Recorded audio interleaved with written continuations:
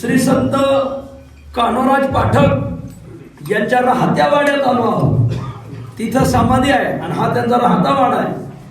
याच वाड्यामध्ये कान्हो पाठक महाराज राहिलेले आहेत. हे त्यांचे वंशज आहेत, राज पाठक मंडळी. आणि संत श्रेष्ठ ज्ञानोबा यांना ज्या वेळेस अलंकापुरीमध्ये त्रास झाला तर ते इथं केंदूरला येऊन राहत असत अशी जुनी मंडळी सांगायची. कधी कोंढाण्यापूरला जाऊन राहायचे. कोंढाण्यापूर कोंढाणा किल्ल्याच्या वर आहे, वर तिथं वरच्या भागाला हवेली तालुका आहे त्याला. आणि इथं यायचे. कधी त्र्यंबकला जायचे. ज्ञानोबाराय कान्हो पाठकांना आवडीने काका म्हणायचे.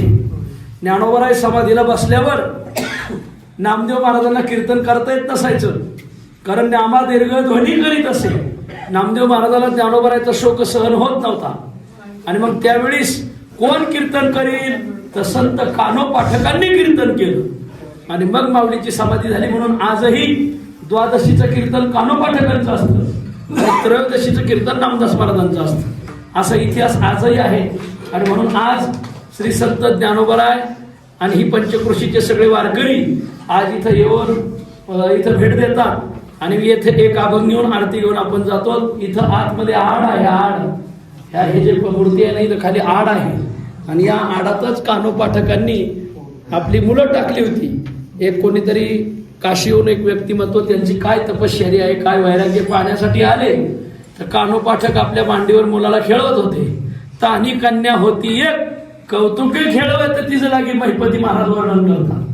आणि मग त्यांनी विचारलं की आम्ही तर एवढे काशीहून आलो तुमची भेट घेण्यासाठी, आणि तुमचं हे असं प्रापंचिक जीवन दिसतंय, वैराग्याचा काही लेस दिसत नाही तुमच्या ठिकाणी. म्हणजे कसं काय तुम्ही दाजूक लेकरच सांभाळीत आहे, लेकरं बाळा सांभाळताय. ते असं का लेकरा बाळामुळे तुम्ही म्हणताय का? जित मला उचललं थेट तिला आड टाकून तो हा जिथं आड आहे म्हणजे बसा जेवायला. आता म्हणजे जेवलं असतं, परंतु तुमचं लेकरू बाळ वारल्यामुळे सुतक पडलं, जेवायचं कसं? म्हणजे असं हे पोरी येगावर लगेच पोरगीवर चुडणार असं. एवढे अधिकार या कान्हो पाठकांचा होता. म्हणून जीवीच्या जीवना एका जनार्दना पाठक हा कान्हा येणाबाई ग्रंथपंक्ती झल्लाळ तो हा कान्हया रसा, असं संत वाङ्मयामध्ये ज्यांचं अतिउच्च स्थान आहे. आणि म्हणून आपण इथं येतो, इथं थांबतो आणि मग इथून प्रस्थान करून आपल्याला पुढे जायचं.